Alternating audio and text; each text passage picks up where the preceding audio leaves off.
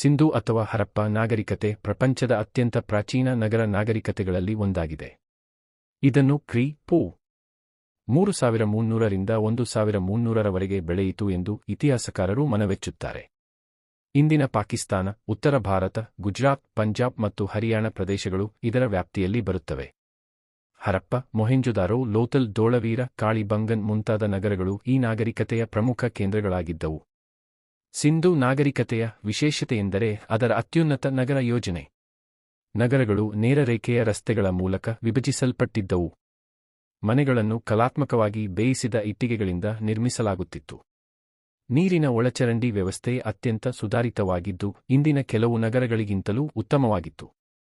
ಮೊಹೆಂಜೊದಾರೊದಲ್ಲಿರುವ great Baat ಈ ನಾಗರಿಕತೆಯ ವಾಸ್ತುಶಿಲ್ಪದ ವಿಶಿಷ್ಟ ಉದಾಹರಣೆ. ಸಿಂಧೂ ಜನರ ಆರ್ಥಿಕತೆ ಕೃಷಿ, ಕೈಗಾರಿಕೆ ಮತ್ತು ವ್ಯಾಪಾರ ಮೇಲೆ ಆಧಾರಿತವಾಗಿತ್ತು. ಗೋಧಿ, ಜೋಳ, ಹತ್ತಿ ಮೊದಲಾದ ಬೆಳೆಗಳನ್ನು ಬೆಳೆದಿದ್ದರು. ಹತ್ತಿ ಬಳಕೆಯನ್ನು ಮೊದಲಿಗೆ ಪರಿಚಯಿಸಿದ ನಾಗರಿಕತೆ ಸಿಂಧುವಾಗಿದೆ. ಚಿನ್ನ, ಬೆಳ್ಳಿ, ಮಣಿಗಳು ಮತ್ತು ಮಣ್ಣಿನ ಭಾಂಡಗಳ ತಯಾರಿಕೆಯಲ್ಲಿ ಅವರು ಪರಿಣತರು.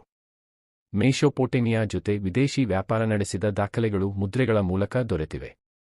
ಸಿಂಧೂ ನಾಗರಿಕತೆಯ ಮುದ್ರೆಗಳ ಮೇಲೆ ಕಾಣುವ ಚಿತ್ರಲಿಪಿ ಇಂದಿಗೂ ವಿವರಣೆಗೊಂಡಿಲ್ಲ. ಈ ಲಿಪಿ ಆ ಯುಗದ ಸಂಸ್ಕೃತಿ, ವ್ಯಾಪಾರ ಮತ್ತು ಧಾರ್ಮಿಕ ನಂಬಿಕೆಗಳ ಬಗ್ಗೆ ಸುಳಿಗಳು ನೀಡುತ್ತದೆ.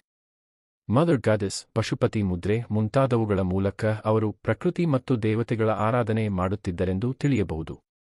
ಸಿಂಧೂ ನಾಗರಿಕತೆಯ ಪತನಕ್ಕೆ ನದಿ ಮಾರ್ಗ ಬದಲಾವಣೆ, ವಾತಾವರಣ ಬದಲಾವಣೆ, ಪ್ರವಾಹ, ಆರ್ಥಿಕ ಅವನತಿ ಮೊದಲಾದ ಹಲವಾರು ಕಾರಣಗಳನ್ನು ಇತಿಹಾಸಕಾರರು ಸೂಚಿಸುತ್ತಾರೆ.